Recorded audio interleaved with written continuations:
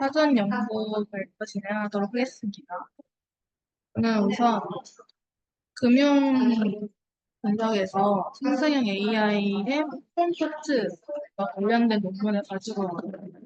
저희가 이번에 그 피튜닝이라는 프롬프트 기법에 대한 논문을 읽어서 그 관련된 것으로 저희가 할 도메인이 금융 분석을 주제로 가지고 왔습니다.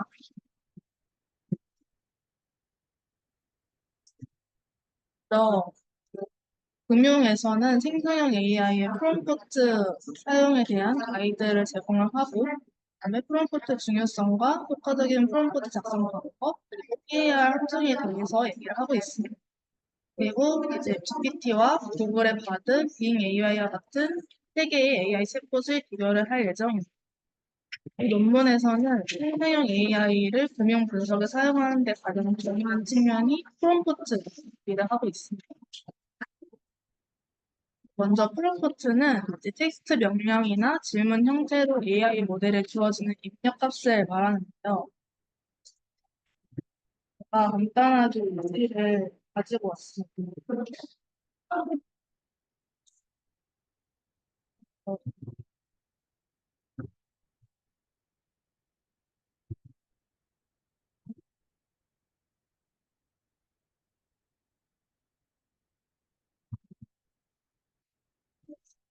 저거는 마음 AI라는 회사에서 라바3를 파인 튜닝을 한 챗봇 모델이에요. 그래서 여기다가 질문을 입력하면 이 프롬프트 형식이 나옵니다. 이쪽을 보시면 너는 마음 AI의 챗봇이다. 고객의 질문 답을 해라. 라고 이 챗봇에게 명령을 하는 부분이 있어요. 그래서 이렇게 프롬프트를 입력을 할 수가 있다. 그래서 특정 방향이나 목표 같은 거를 저렇게 프롬프트로 제시를 함으로써 AI 모델의 그런 생성 과정을 안내하고 정확성을 좌우한다라고 합니다. 그래서 이 프롬프트가 본질적으로 AI가 생성하는 것들에게 직접적으로 치고 명확하고 저희 도메인에 맞춤화된 프롬프트를 활용을 하면서 데이터 기반으로 잘 신뢰성 있는 결정을 할 수 있게 세 가지 챗봇에 대해서 비교를 해봤는데요. 먼저 챗GPT는 세계 중에서 가장 인간과 같은 응답을 한다고 합니다. 그래서 고객 지원이나 채팅 기반의 상호작용에 적합하기 때문에 저희가 할 챗봇 같은 거에 가장 적합한 생성형 AI라고 할 수가 있습니다. 특징은 개방형이고 고전적이고 특이한 질문에서도 효과적인 답변을 할 수 있기 때문에 적합하다고 생각을 합니다. 다음은 이제 구글의 바드인데 이거의 특징은 창의적인 콘텐츠를 생성을 하게 됩니다. 그래서 소셜미디어에 있는 콘텐츠를 평가하거나 또그 SNS에서 금융 감성 분석이라는 그 방법도 있는데 그건 소셜미디어에서의 금융 어떤 상품이나 그런 것에 대한 감성들을 분석하는 모델입니다. 그래서 이런 거 할 때는 구글의 바드가 적합하다. 위에 표를 보시면은 GPT는 인터넷에는 액세스를 할 수가 없고 그 훈련된 데이터가 정해져 있다 보니까 데이터의 한계가 있어요. 근데 이제 바드 같은 경우에는 인터넷에도 액세스를 할 수가 있고 계속 주기적으로 업데이트가 되기 때문에 최신 정보를 가져올 수 있다라는 장점이 있습니다. 그리고 빙 AI 같은 경우에는 간결하고 구체적인 응답이 특징입니다. 그래서 사실을 확인할 때 특화가 되어 있고 금융 분석가가 신속하게 정보를 얻고 가설이나 관점을 검증할 수 있다는 장점이 있습니다. 이도 마찬가지로 인터넷에 액세스할 수 있고 주기적으로 업데이트가 되기 때문에 최신 정보를 얻는 데 가장 필요하다고 할 수 있습니다. 다음에 효과적인 프롬프트를 작성하는 방법인데요. 일단 우선은 이제 챗봇 개를 번갈아가면서 챗봇을 지능적인 엔티티로 간주해야 한다는 점입니다. 이거는 이제 자연스러운 대화 흐름을 반영하는 프롬프트를 설계하기 위해서 중요한데요. 여기 보시면 이렇게 입력을 합니다. 기본적으로 모든 대화에 있어서 공손한 말투를 사용한다. 만약 이용자가 이런 말투를 원한다면 그에 응한다. 이렇게 입력으로 프롬프트를 얘기를 해줌으로써 자연스러운 대화 흐름을 반영을 할 수가 있습니다. 그리고 사용자가 직관적으로 상호작용이 가능합니다.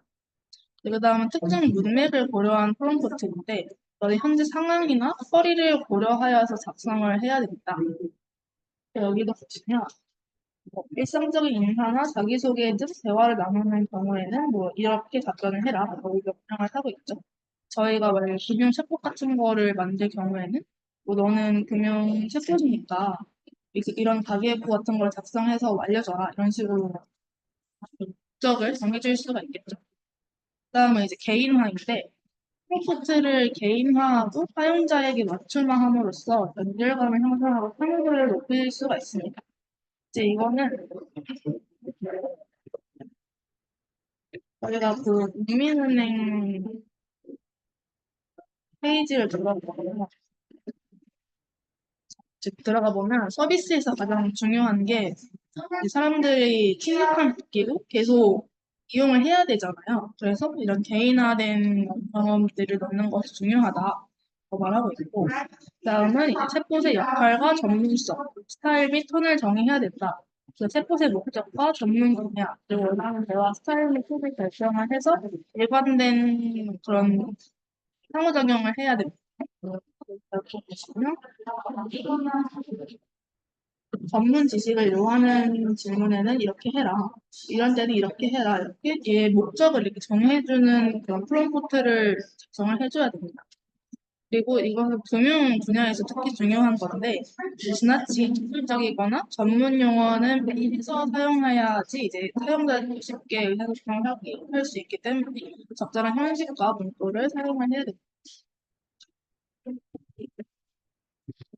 그래서 이런 식으로 작성을 하면 되고 그래서 예시를 보면은 이제 애플에 대한 정보를 주세요. 이렇게 되면 너무 광범위하고 구체적이지 않은 정보이기 때문에 잘못된 프롬프트라고 말하고 있고 이걸 개선을 하면 이런 것에 지난 5년간의 어떤 걸 비교하고 본 차이점을 공유해 주세요. 이런 식으로 비교해야 될 항목이나 이런 시간 및 이런 재무제표에 대해서 구체적으로 언급을 하는 것이 중요하다고 합니다.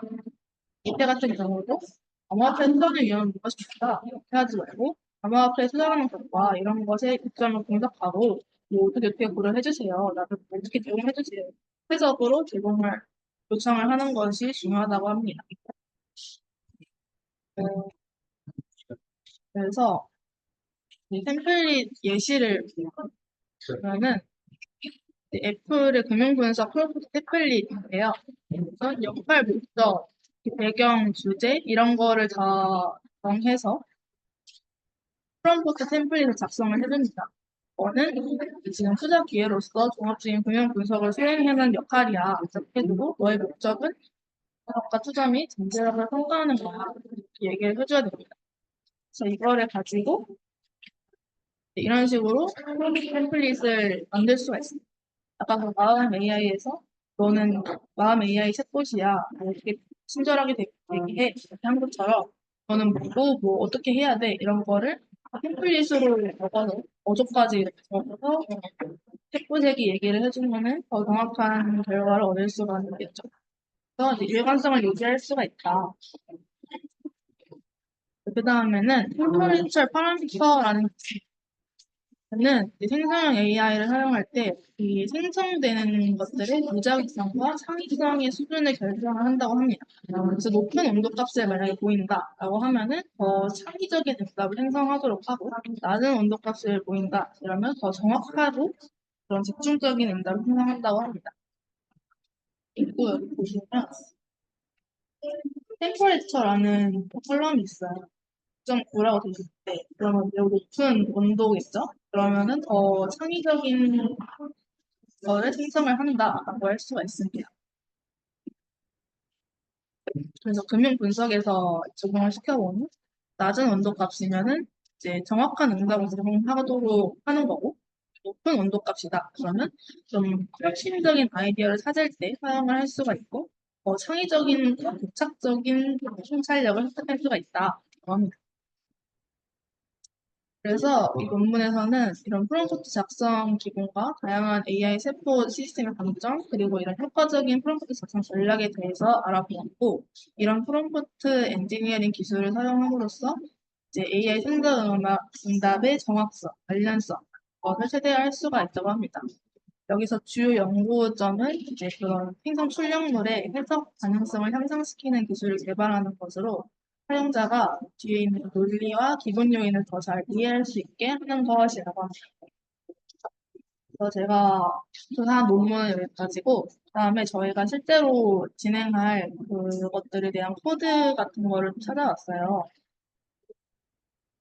끌까요, 일단 이거지? 일단 뭐 좋아요.